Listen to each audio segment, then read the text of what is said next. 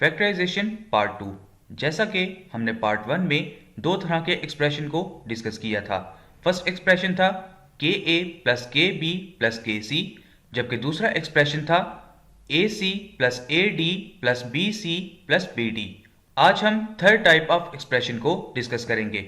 इस एक्सप्रेशन को हम दो तरह से लिख सकते हैं, यानी a square plus 2ab plus b square. इसे होल स्क्वायर की फॉर्म में इस तरह लिखा जाएगा, जबकि अलग-अलग ब्रैकेट की फॉर्म में इस एक्सप्रेशन को इस तरह लिखा जाता है। दूसरी तरह हम इसे a square minus 2ab plus b square की फॉर्म में लिख सकते हैं।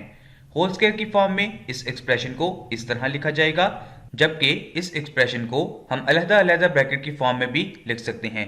अब हम इस एक्सप्रेशन को समझने के लिए एग्जाम्पल 1 को कंसिडर करते हैं। एग्जाम्पल 1 में हमें कहा गया है कि 25x² प्लस 16 प्लस 40x को फैक्टराइज कीजिए। इस एक्सप्रेशन को फैक्टराइज करने के लिए हम इसे इस फॉर्म में लिखेंगे। इस स्टेप को सिंप्लीफाई करने पर हमें ये स्टेप हासिल होगा, और जब हम इस स्टेप को अलग-अलग ब्रैकेट में लिखेंगे तो हमें इस एग्जाम्पल का आंसर हासिल हो जाएगा, जो कि 25x² प्लस 16 प्लस 40x के फैक्टर्स होंगे। अब हम एग्जाम्पल 2 को कंसिडर करते हैं। एग्जाम्पल 2 में हमें कहा गया है कि 12x² माइनस 36x प्लस 27 को फैक्टराइज कीजिए। इस एक्सप्रेशन को फैक्टराइज करने के लिए सबसे पहले हम 3 को कॉमन लेंगे। ब्रैकेट के अंदर मौजूद एक्सप्रेशन को इस फॉर्म में लिखा जाएगा। जब हम इन वैल्यूज को सिंप्लीफाई करेंगे तो हमें इस एग्जाम्पल के ये फैक्टर्स हासिल होंगे। अब हम फोर्थ टाइप ऑफ एक्सप्रेशन को डिस्कस करते हैं। इस एक्सप्रेशन को समझने के लिए हम एग्जाम्पल 1 को कंसिडर करेंगे। एग्जाम्पल 1 में हमें कहा गया है कि 4x² minus 2y minus x whole square को फैक्टराइज कीजिए। इस एक्सप्रेशन की फैक्टराइजेशन के लिए सबसे पहले हमें इसे इस फॉर्म में लिखना होगा।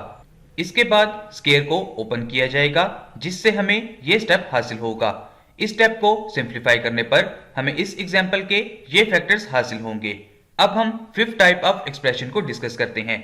इस तरह के एक्सप्रेशंस को सॉल्व करने के लिए हम इसे इस फॉर्म में लिखेंगे। इसके बाद इन वैल्यूज को एक दफा प्लस में लिखा जाएगा और एक दफा माइनस में लिखा जाएगा। अब हम इस एक्सप्रेशन को समझने के लिए एग्जाम्पल 1 को कंसिडर करते हैं। एग्जाम्पल 1 में हमें कहा गया है कि x² plus 6x plus 9 minus 4y² को फैक्टराइज कीजिए।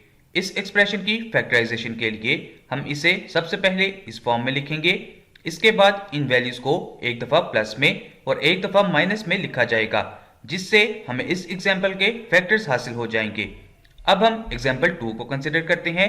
एग्जाम्पल 2 में हमें कहा गया है कि 1 plus 2ab minus a² minus b² को फैक्टराइज कीजिए। इस एक्सप्रेशन की फैक्टराइजेशन के लिए सबसे पहले इसे इस फॉर्म में लिखा जाएगा।